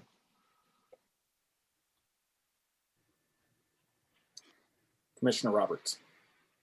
Yeah, I always like the way this panel looks out for the individuals and the safety of everybody. I think that is great. And that's something that kind of is our own little thing. As I looked at this, I also kind of looked at it from a different angle of just to the west of there is a little building called Costco. And the traffic that comes in and out of that place can be atrocious at times, especially with the way things are going. And those of you that have been there, you know the ins and outs of Costco. It's not great, but it works.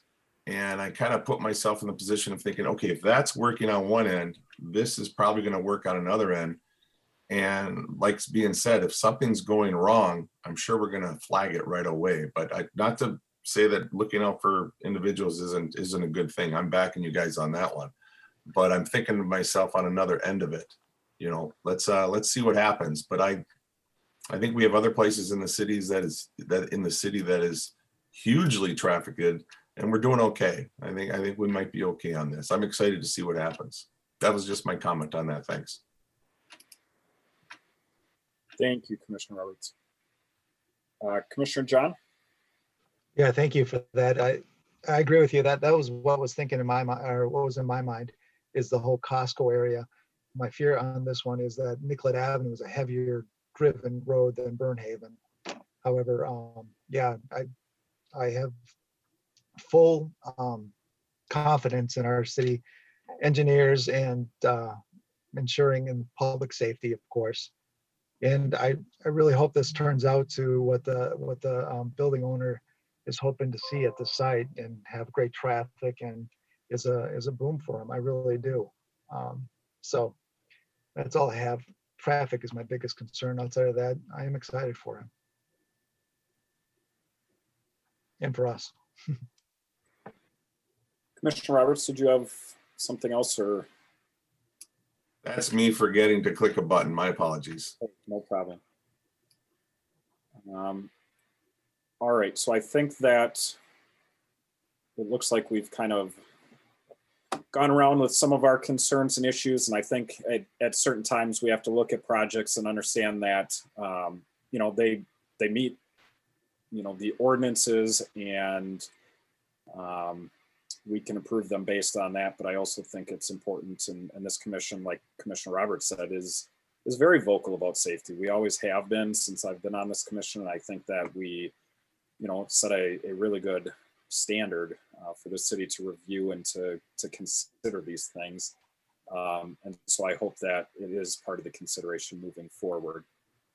I'm incredibly excited about the project. I too have, you know, mastered my skills of navigating the internet. And I think that the secrecy just makes this a little bit more fun, but I can't think of a cooler project to go into this area if it is what I think it is and what Google tells me it may be. And so good on you, Mr. Ullum, and Mr. Kronbeck. Thank you so much for sharing what you could this evening. And with that, I would like to request somebody to make a motion. Commissioner Roberts. All right, thank you. I'd like to make a motion with all the comments that we've said as well. Hopefully they're going to be in the minutes, and the city council will read what we've expressed for our concerns. But I recommend that the planning commission, we recommend to the city council approval for the PDA amendments as proposed, subject to the following, if I could just say the 7 conditions, please. And before we take a second, I want to make sure that Commissioner Henderson has been heard and her comments are addressed. So we've taken your motion. If anybody wants, okay.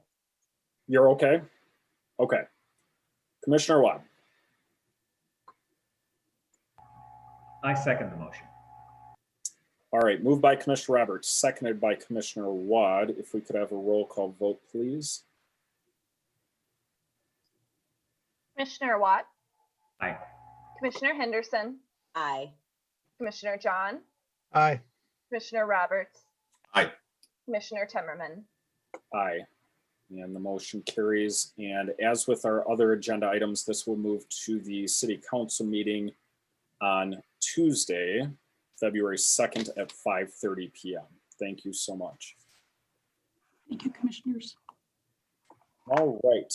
So that wraps up our public hearings, and the last item before adjournment would be updates. Commissioners, do you have any updates this evening? Staff, do you have any updates this evening? So your next planning commission meeting is scheduled for Monday, February 8th for a regular planning commission meeting. Staff will keep you updated on the items that will be on that meeting within the next 2 weeks. For sure, we will be rediscussing the planning commission work plan and finalizing that for 2021 in preparation for it to be given to the city council. And then Deb, are there any updates that you have? No, I don't have any other updates at this time. Thank you. All right. Thank you, Deb and Sarah. Really appreciate it. I have to tell you, this meeting was reinvigorating. It almost had like a pre-COVID feel. It was nice to have some projects moving. I hope that this is a sign in the right direction as we're turning a corner. So just a reminder to members of the public, you can submit additional public comment related to the items on this evening's Planning Commission agenda until 4:30 p.m. on Friday, January 29th, 2021. These comments will be included with the City Council background for consideration. At this time, I would like to request a motion for adjournment of our January 25th, 2021 Planning Commission meeting. Commissioner Roberts. I move to adjourn, please. Moved by Commissioner Roberts. Commissioner Wad. I'll second the motion. Seconded by Commissioner Wad. If we could have a roll call vote for adjournment, please. Commissioner Watt. Aye. Commissioner Henderson. Aye. Commissioner John. Aye. Commissioner Roberts. Aye. Commissioner Temmerman. Aye. And we are adjourned. Thank you so much.